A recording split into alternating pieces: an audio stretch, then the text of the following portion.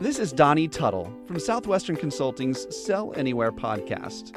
If you can sell anywhere, we can help you sell everywhere. We're the podcast for professionals and teams who don't quite fit into the traditional brick and mortar office structure. Helping you live a life of freedom and productivity, we believe that you truly can sell from anywhere.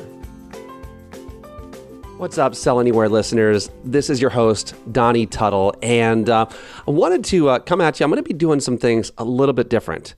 And one of the things I've realized that as we've gone through, we've had some really cool guests, have a really cool one today as well. But I just realized there's so many things that are happening on my journey that are just happening so fast that I have a lot to share. And so you're going to be hearing some just individual podcasts by me. Some will be on mindset, some's going to be on motivation, and we're going to have a lot of methods as far as what you can do to make sure that you are being the best version of you and you're able to crush it no matter where you're at. So just be on the lookout for some of those actually coming out this week. And we'll talk about everything from office setup to, how a nomad can, get their mind back in order and establish routines to, technology and tricks and really, how do you prospect when you go into a new land every few months? So those are some of the things we'll be digging into real soon.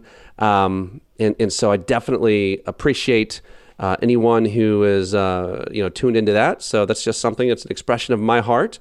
And real quick before we jump in, I want to read a new 5-star review that we have. This is from someone who is B2B disappointed. So I'm not sure what they're disappointed in, but B2B. And I must know this person from somewhere in my past because they say this. They say, I had the pleasure of sitting under Donnie's training long before he started the Sell Anywhere lifestyle. And yes, he's the real deal. After several years in the brick and mortar and now remote, this podcast has helped me greatly with this transition. So whoever you are, B2B disappointed, thank you for the 5-star review. Thank you for sharing. Guys, if you could do the same, it just helps other people find us out there. And, I don't get money for this. I don't get compensated in any other way. The only thing I crave is influence. And you're helping me to do that. So we're going to jump in, and we have a guy here.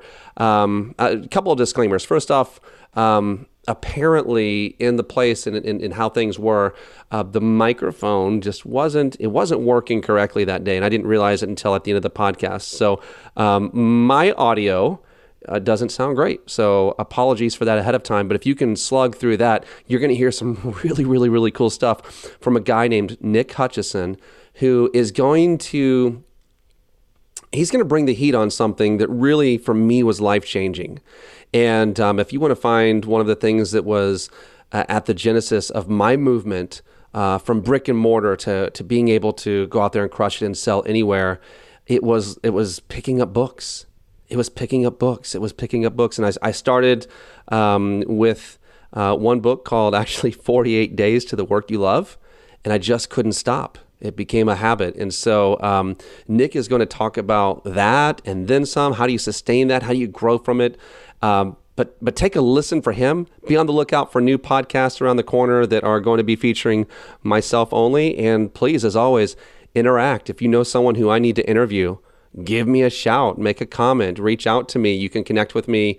Of course, if you go to donnietuttle.com, you can connect with me there.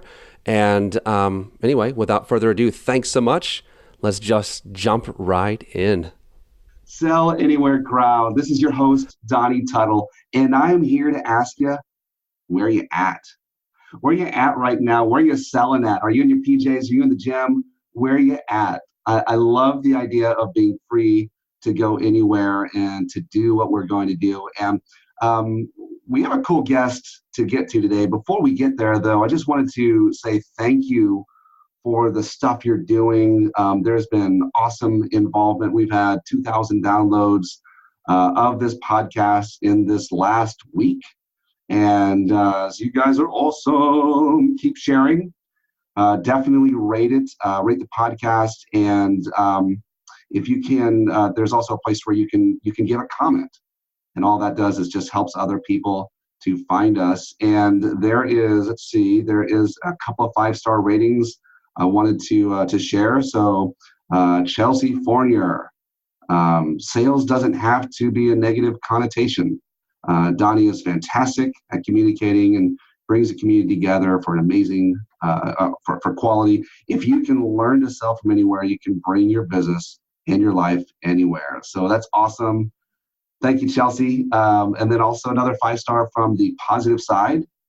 And the guy, he just, it says, my man. So I love it, my man. I travel with my job. It's extremely difficult to start my pipeline over and over. This podcast has given me tools and techniques that I'm implementing today. Thank you, Donnie, for this podcast. So it's awesome, awesome, awesome. So good to know when we are helping people out. Please share and definitely comment. So we're going to jump in, and with us today, I want you to listen to this man, Nick Hutchison. And Nick has some really unique things. Not only is he a brother in the journey, right, the remote life that we live, but he's also someone. Well, I'll let him explain the story. But he didn't get bit by a radioactive spider and then get transformed with spider powers. But there was an event that happened in his life, and it has brought him immense power. And it's actually something that we can all reproduce. And I hope that you'll embrace the idea that learners are earners. Nick Hutchison of BookThinkers, welcome to the Sell Anywhere podcast. Well, thank you very much, Donnie. I'm excited to be here and share what I've learned so far in my journey with everybody, all of your listeners. Like I said, I'm excited to be here. Yeah, man. We're gonna jump into all that. I want to know something, man, before we go anywhere. First off, Nick, I'm not gonna ask what you're wearing, but I'm gonna ask, where are you at? What's the situation right now, man? Where are you at? Where are you from right now? Are you at a home office? Are you in your car? Where are you at, man? So I am in my home office, which is located about 4 paces to the left of my bed, which is my commute to work is not very difficult. And I am wearing pajamas, yes, which is nice. So my home office is located, I'm from northeastern Massachusetts. So I'm up in the Northeast right now, and it's the weather's looking nice. I'm looking out the window, and happy to be here. Awesome. Can you do, before we go any further, can you say, how do you say Worcestershire sauce? Can you pronounce that? Well, so Worcester, Massachusetts That's is the one right. that gets everybody. Yeah. Mm-hmm. Worcester. Yeah. All right, man. So tell us a little bit about, Nick, what you do. There are 2 things where you're multiplying into one area. You're also holding down your day job remotely. Tell us a little bit about what you do, and maybe the remote scenario with your day job. And I definitely, well, actually, you know what? Tell us about that, and then tell us about this whole secret superpower that you've been unleashing. How about that? Yeah, no, absolutely. So I work full-time for a software company. I am a remote employee, and I do work in sales. So I'm a big fan of the Sell Anywhere theme here. So I've been in the remote sales position for a few years now, and I definitely value my time out of the office. You know, I work remotely 5 days a week. I travel around. I can work from anywhere as long as I have a decent internet connection and the ability to use my phone, which has been amazing in and of itself. And I'm a young guy, so this is a trend that you see a lot of people moving towards, and I am definitely an example of how young people can get out there and do this, make good money, and sell anywhere. So, what are some of the cool places you work from? Oh, I work all over the place. So I travel all around the United States, and I've also traveled internationally while working as well. So some of my favorite cities to work from, I love Chicago. I love Los Angeles. I was just working this past week from Sacramento, California. Right now I'm in Boston, but I just spent a year working remotely out of Florida, which I know you're familiar with. We just missed each other. Yeah. And so I like to work from innovation centers sometimes. and collaborative workspaces where you can rent out a desk for the day, or you can rent out a conference room and you're around the buzz. You feel the energy from all these other people. But I also value my time from my home office, and being able to get into some deep work by yourself with little to no distraction and just focus on the full-time sales gig, which is awesome. So that's a little bit about where I work from. And love it, man. So there was a moment, Nick, that turned a page to a new chapter in your life. Can you tell me, because you and I have talked a little bit about that, and there was a decision, and there's something really cool that's happened, and it's actually how I found you through the whole BookThinkers movement. Yeah, so a few years ago, as I mentioned, I'm a young guy. A few years ago, I was towards the end of my college career, the end of my academic career, and I had a mentor give me a book, and he said, "Just read this."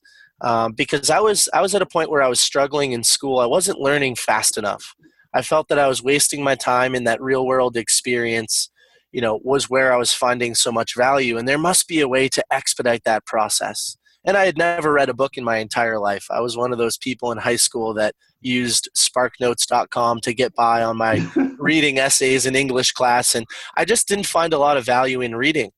So I was given the book Rich Dad, Poor Dad, and I read through that book in just a few days, and I said, wow, I just condensed decades of information into just a few days. It's actionable information. It's information that I can take and implement directly into my life right now. And I found so much value in that I started to read more and more. I started to pick up additional books, and I started to, Google what were some great self-help or business books, sales books, biographies of people who have done what I want to do and who have done it successfully. So I started to read, and once I opened that door, I have never looked back.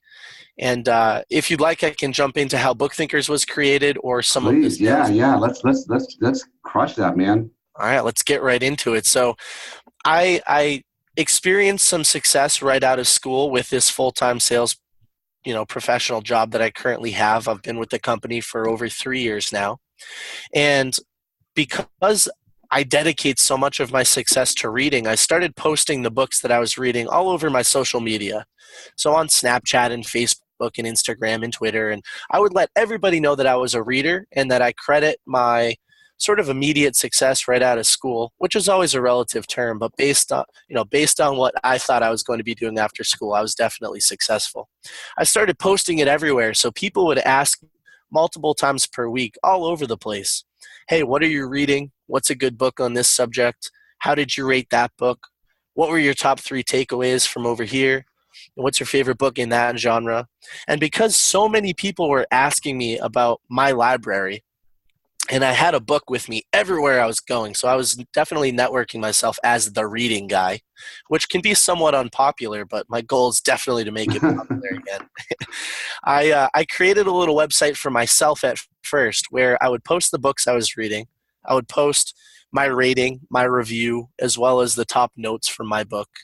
And I would just share that URL with my friend group whenever somebody would ask me about a book, rather than having to type out the same long-form text messages all the time.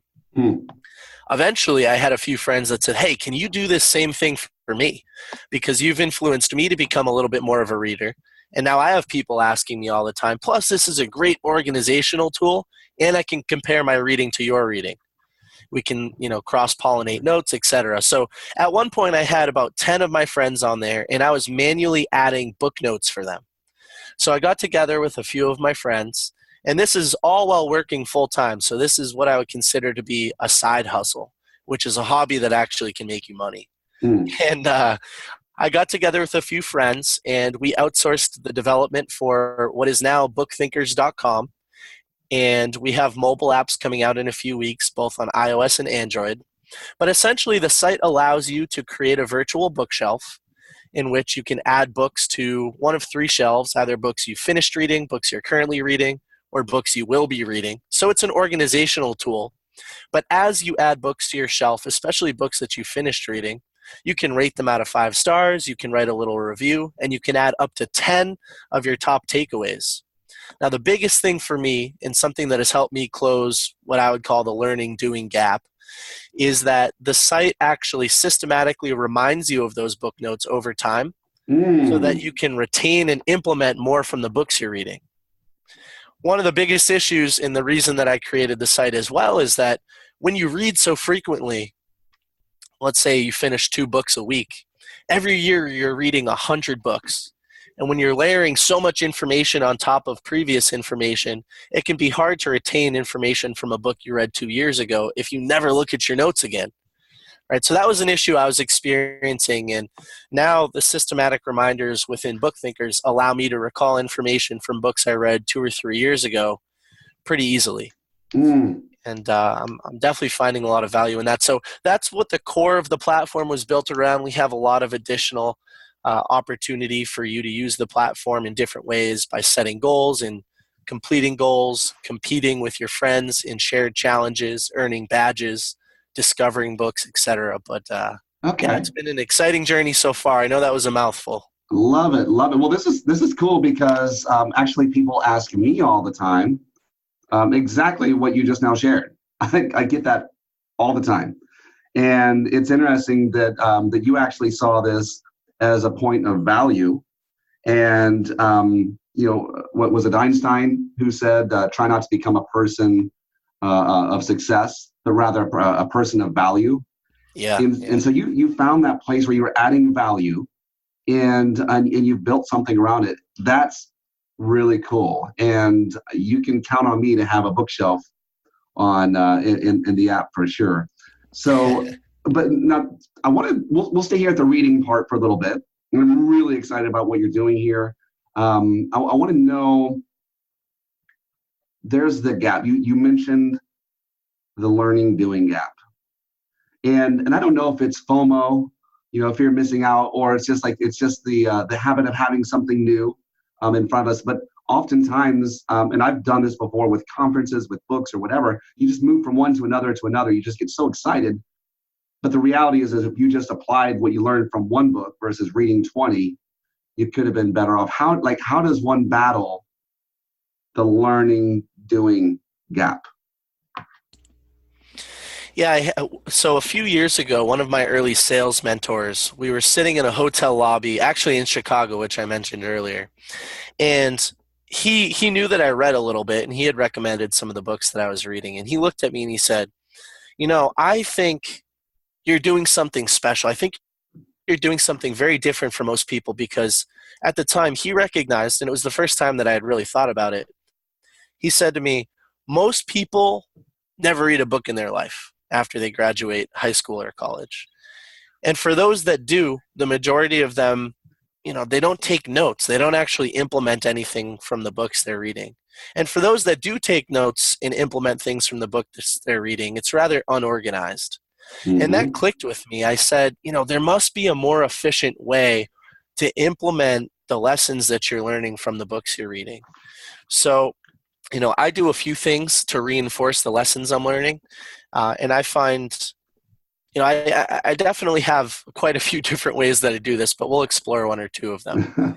BookThinkers as a site, being able to organize my thoughts, put them in sort of an online book resume, if you will, just an organized virtual bookshelf, and systematically going back and reviewing those helps me flex that neural pathway, which helps that kind of river run a little bit deeper every time. And these activities that I'd like to implement into my life become a little bit strengthened every time I reread my notes. And then when your brain becomes accustomed, when your subconscious takes hold of these potential actions to implement, your brain identifies opportunities in the real world to take advantage of some of these things. So I'm a big fan of form to leave form, or numbers to leave numbers, which is to study something so deeply and revisit it so often that it really does become part of your subconscious being. And then you'll almost act on it on autopilot or subconsciously.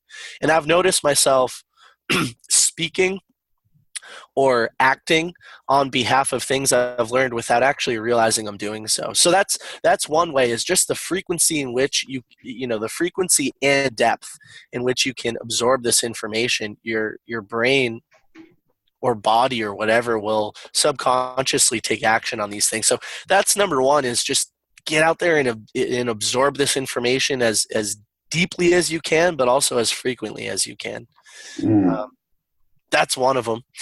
So I also have an accountability group that meets every Friday. It's just a few of my friends and I. We call it Success Buddies. And it's modeled after the book The Compound Effect by Darren Hardy. So it's a group of accountability partners. And as we're reading, we have an actual spreadsheet that's labeled Thursday through Friday. So, Thursday through the following Wednesday. And we actually write, in a left column, we write activities that we'd like to implement from books that we've read into our weekly activity. And then we set a goal. Would I like to do, perform this action once this week, 7 times this week, etc. And, we track it within this spreadsheet. And then we have calls on Friday. We call them accountability calls, where we get on, and if somebody didn't follow through with the goal that they had set, we talk about it. And we get pretty deep into these subjects. Was it not intrinsically motivating enough for you? Did you not prepare yourself enough? Did you not prep your mind for it? Did you not study this subject enough to actually feel good enough about implementing it, whatever it is. So that's another way that I've closed what we call the learning doing gap. It's another form of accountability to get people that you trust and that are also on the same path as you out there performing these activities and sending you a quick message if they notice that you're not performing the way that you said you were going to. So that's another good way that I've conquered that, if you will. What about you? What are some ways that you close the learning doing gap? It's interesting. So my background is that of a teacher, and the law of the two is what I've learned. And so if it's something, first off, if you just want to know it and keep it forever, retention happens in 2. So review after 2 minutes, 2 hours, 2 weeks, 2 months, and if you do that, you pretty much have it locked in your memory for forever, because we have so much information that our brain is dealing with that the brain, it's saying, wait, is this valuable, or am I just, does it store everything? It does a large, massive dump of information. And so to keep those valuable things in it, it definitely has to do with exactly what you said, which is reviewing. Honestly, I would say that there have been times where I've struggled. I would say going slower and making notes. I definitely would say accountability. So I have a coach, a couple of coaches actually that I work with, and these are things that that come out in that. So those mechanisms are good. And the other thing is I would say that not every idea, and maybe you could speak to this, not every idea is a good idea. And not everything that you are pumped up about in the moment that you want to implement is something that you need to maintain your bearing on. So having freedom to try something and then say, not for me. Yeah, no, I definitely agree with that. I mean, in reading so frequently and so much, I come across a lot of ideas that I disagree with or that I don't think I should implement today. There's the idea that you're either reading to implement today, or you're reading to prevent an issue from popping up in your life tomorrow, or you're reading to handle a future situation. So I find comfort in reading opposing views. I find comfort in reading things that I don't necessarily think I should implement today or within the next 10 years, for those reasons specifically. But yeah, you're definitely right in that. I've read a lot of content that I disagree with or that I think is less efficient. The author might be recommending something that is less efficient than what I'm currently doing today. Or let's talk about sales specifically. I mean, there are so many different thoughts and methods and systems that you can implement within a sales environment that completely contradict each other. I mean, I might read 2 books back to back that just have completely opposing ideas. So it's always great to be aware of that and to step back and reflect and think whether or not you should actually take advantage of what you're reading. So take me here, man. One of my I wouldn't say friends, but I've interviewed him on another podcast and gotten to know him a little bit as a mentor. Is a guy named John Spence, and John is famous. He reads at least a book a week. Sometimes 2, and to me that's crazy. And what he says is he says that after when you read book after book after book after book, that you come to a place to where you recognize commonalities, and that oftentimes the stuff that should be implemented is what you're finding in all of the commonalities. You can't do everything, right? Obviously, that's put in front of you. So, all right, question for you: how many books have you read?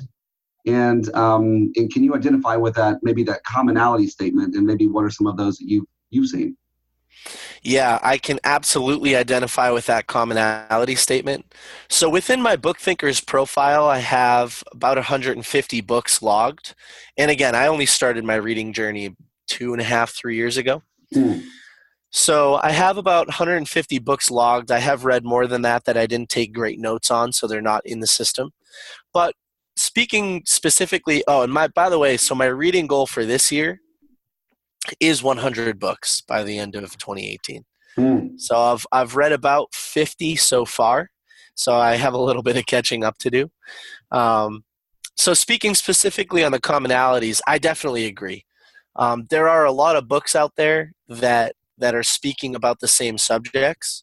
But I also, when books are speaking about the same subject, sometimes somebody may use a different example or a different real-world case study that resonates with you more than the other books did. It may have a little bit of a spin-off of the idea, but one of the biggest commonality things that I've realized through reading about so many successful people's lives and so many successful system-related books is that the compound effect for me, just taking small steps in the right direction over a long period of time, it really does equal a disproportionate outcome.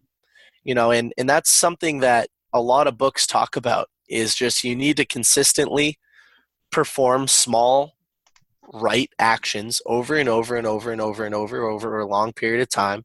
And success doesn't happen overnight in any area of life, whether it's working remotely, sales-wise, or it's really anything else, entrepreneurship, being a stay-at-home mom. I mean, literally anything doesn't happen overnight. But if you put in the time and you're consistently walking in the right direction, then you're going to end up on the other side successful.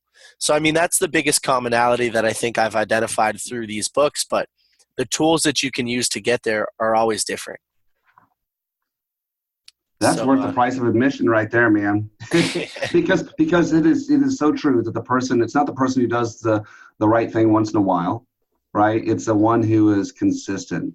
Winning is a habit. You got to do things right all the time. And unfortunately, I'm in the world of coaching, right? Sales coaching, leadership coaching, and oftentimes everyone I work with or even touch really in any way, they've done the right thing sometimes, but it's getting it to become habit, right? And doing it all the time, consistently getting that compound effect. I love it.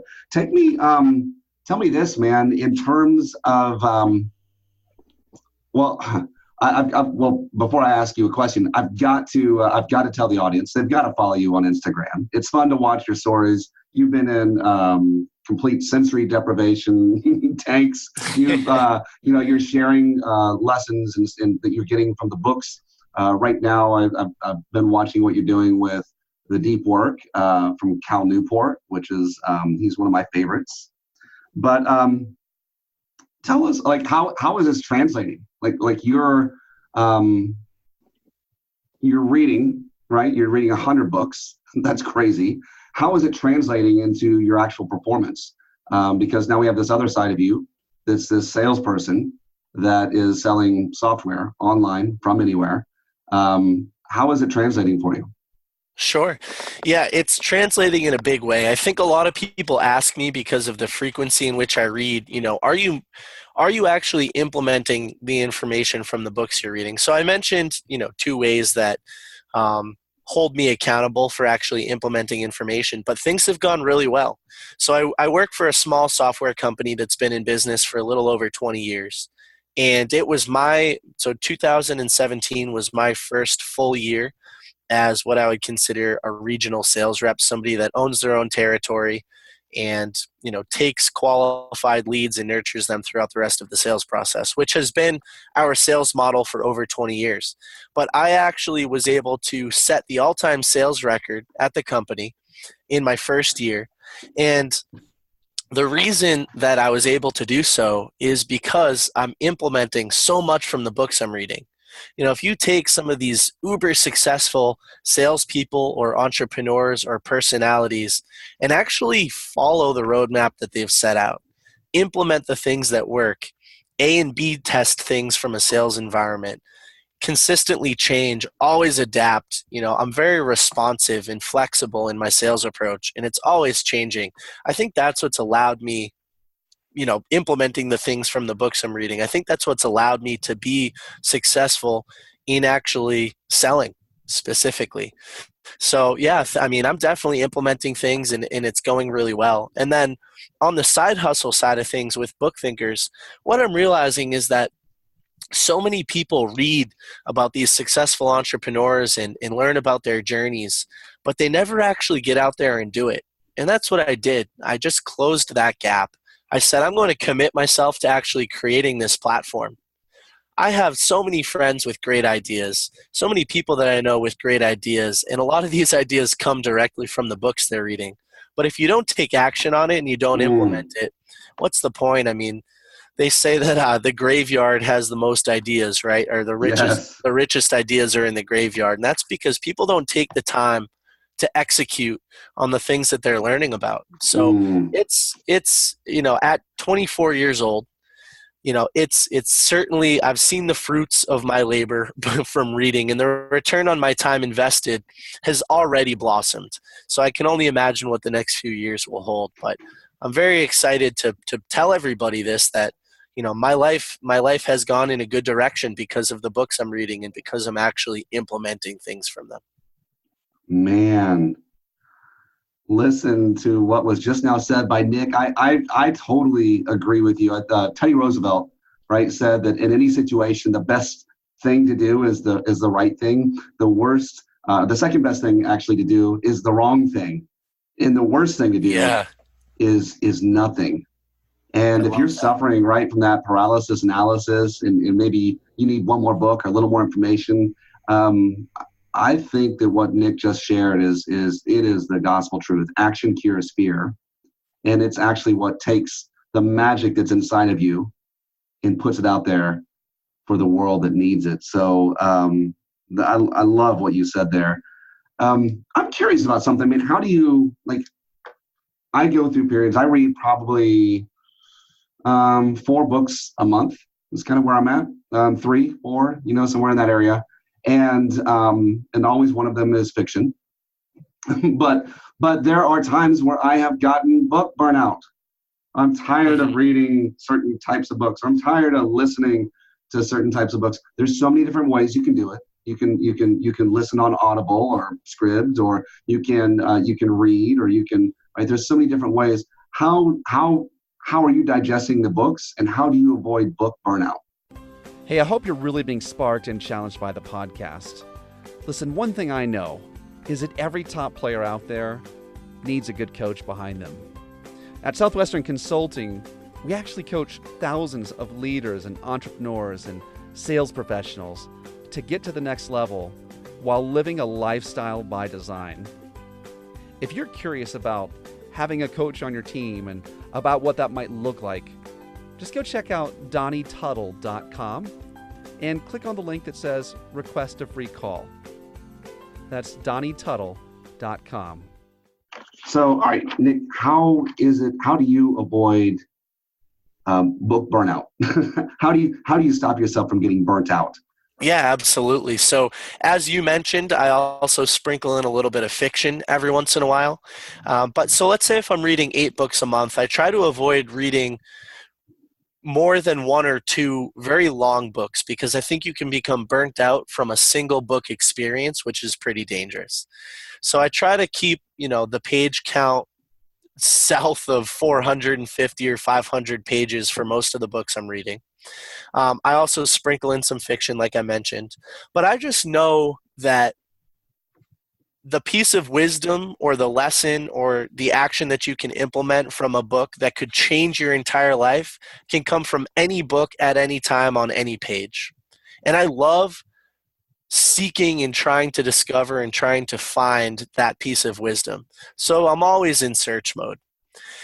The other thing that I think is very important is that I have built reading as a habit in a few different ways, which I'll mention in a second, but desensitizing yourself or lowering the willpower necessary to pick up and open a book also helps you avoid the burnout. I mean, it is a complete habit, and it takes me very little willpower to open up a book because as part of, and we can talk about this in a few minutes if you'd like, I have a 15-step morning routine that I complete every day before my workday starts. It takes about an hour and a half. And one of those steps is just to read for 5 minutes. So frequently opening that book, reading for 5 minutes, and closing that book, it's not intimidating whatsoever, but it decreases the willpower necessary for me to read. So when I open the book later in the day, or if I'm going for a deep session of 3-hour reading, then it doesn't require a lot of willpower. It's not something I hate or I want to avoid. It's something I quite enjoy. That's awesome. That's so powerful. The 5-minute read for 5 minutes.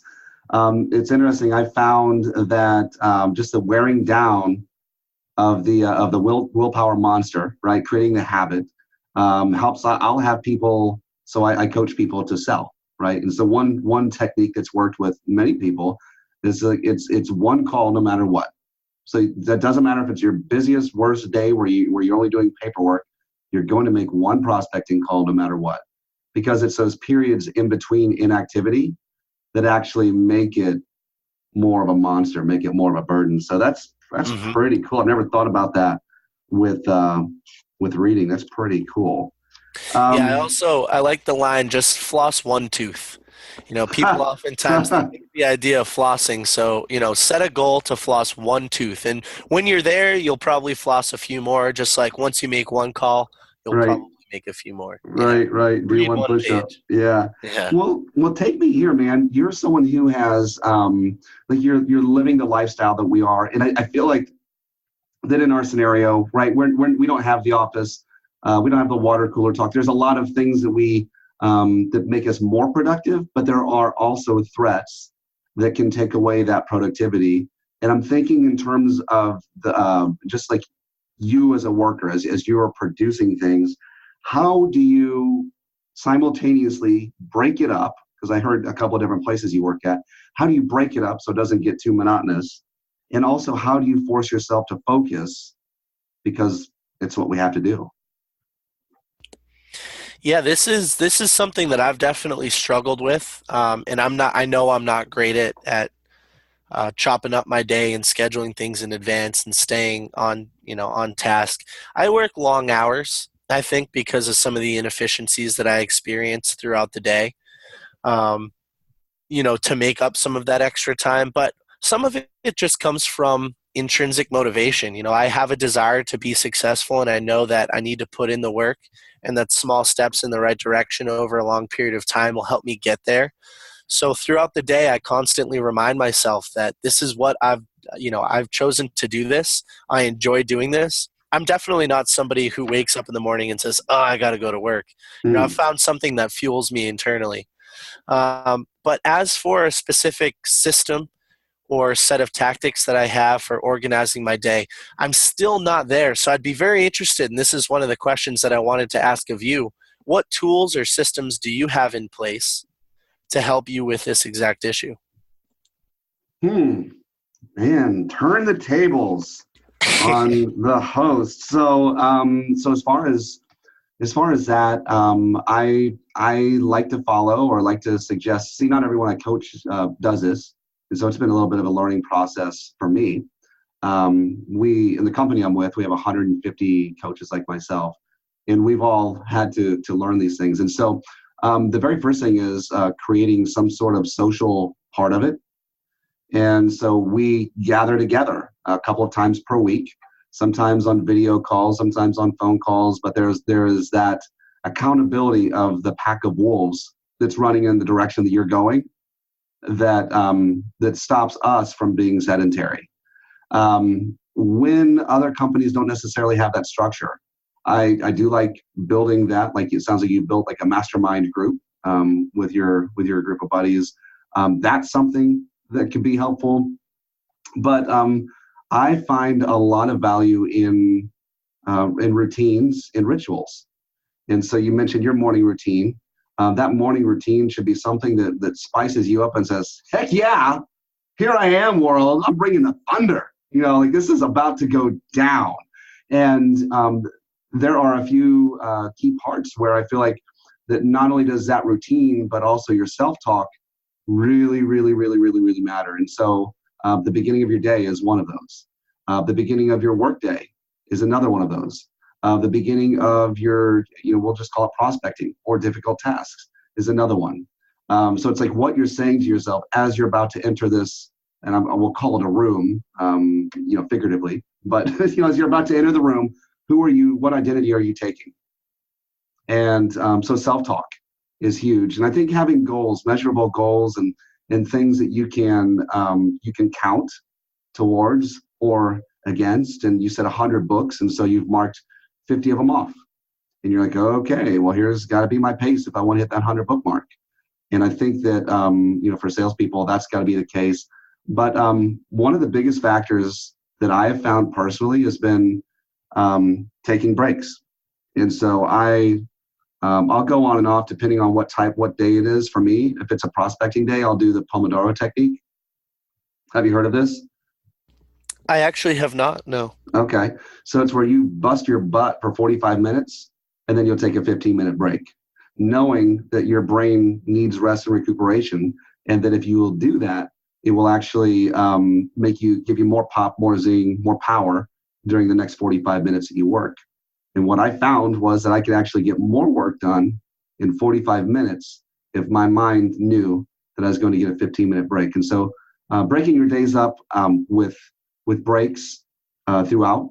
So, and breaks mean not social media, but you change places, get your mind off exactly what you were working on. Music is good, prayer, meditation, those are good things. Being outside, movement, all these are good aspects. And so, so you asked, those are some of the things that I've found that work well. Yeah, no, I appreciate that. I definitely utilize some of those right now. The morning routine does fire me up, and I start every day excited, just because it's built with a lot of constructive activity and a lot of priming activity that'll lead me right into the morning, right into my first sales calls of the day. Excited to be here, grateful to be here, and at peace and calm. At the same time. So it's a fun little duality of emotion. Oh yeah. And, throughout the day, I definitely also, I recommend taking breaks as well. I'm a big fan of that. And you're definitely right. Not breaks of social media and mindless wandering throughout your social accounts, but things, as you mentioned, taking, going for a run, maybe a little bit of physical activity. If you work remotely and you're at home, it's easy to do so. Or read a little bit, meditate. I'm a big fan of mindfulness activities, gratefulness activities. So those are always recharging, supercharging activities for me, and I'm a big fan of those as well. Awesome, man. Well, good to hear that we are on the same page. Take us, we're about to wrap this thing up, but like, how can we get involved with what you're doing? And actually, before we go there, I really want to know, like if someone is working remotely, they're thinking about working remotely, what books should they be reading? So the first book that allowed me to visualize a remote, lifestyle was The 4-Hour Workweek by Tim Ferriss. Oh yeah. I'm a huge fan of Tim Ferriss and everything that he stands for, but this book allowed me to actually execute on working remotely. I mean, Tim talks about a great strategy within the book, and I won't ruin it for everybody, but it gets you from where you are now to working remotely 1 day a week, and then 2 or 3. And once you show that this proven model can actually lead to more success, your current work culture has no choice but to get you remote. So I'm a big fan of The 4-Hour Workweek by Tim Ferriss. That definitely helped me. Love it. So definitely I'm a big fan. That is what provoked us to the place where we are at as well. So we're gonna wrap it up, man. We're gonna, for now, we'll say goodbye for now. But man, if there's any last words of encouragement that you can give, and also just tell us, how can we get in touch with Nick Hutchison? How can we interact with you? Yeah, absolutely. So a few words of encouragement for everybody. It's possible. I'm a normal guy, and I have been very successful so far in my life. I can only wait to see what's about to happen. But just consistency, consistency, consistency. I am continuously seeking truth, by reading these books and building on the discoveries of those who came before me. And I find just so much tremendous value in reading just about anything I can get my hands on. I consider all of us students of the world, and there's so much to learn in literally any subject. And in today's digital social economy, people are making money doing exactly what you'd like to be doing. There's, in any passion, in any niche, in any area of life. So just get out there and do it. Read some books about it, contact me, whatever it is. And the best place to find me is on BookThinkers.com. And within the next few weeks, depending on when this airs, you can search both on the iOS and Android application for BookThinkers and shoot me a friend request on the site. You can see what I'm reading. There's an activity feed. You can comment back and forth with me. And then the second most active place that you can probably find me would be on the Instagram that you mentioned. I'm having a great time right now. The Instagram is @BookThinkers. And I'm having such a great time right now sharing a lot of the lessons that I'm learning in story format and posting a lot of really cool content. We've got some big, inventors and social entrepreneurs and personalities interacting with the BookThinkers site.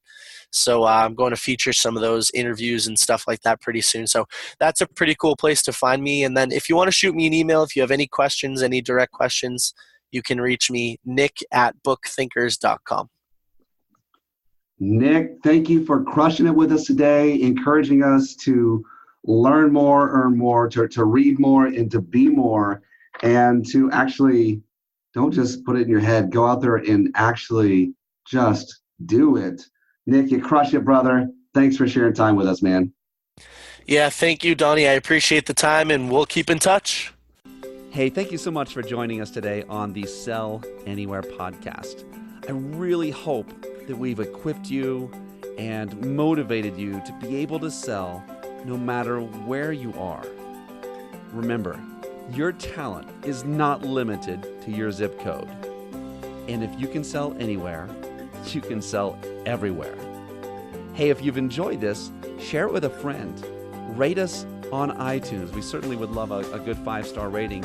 And if you know anyone that you think should get involved, or if you would like some more content like this, just go to Donnie Tuttle, SWC.com.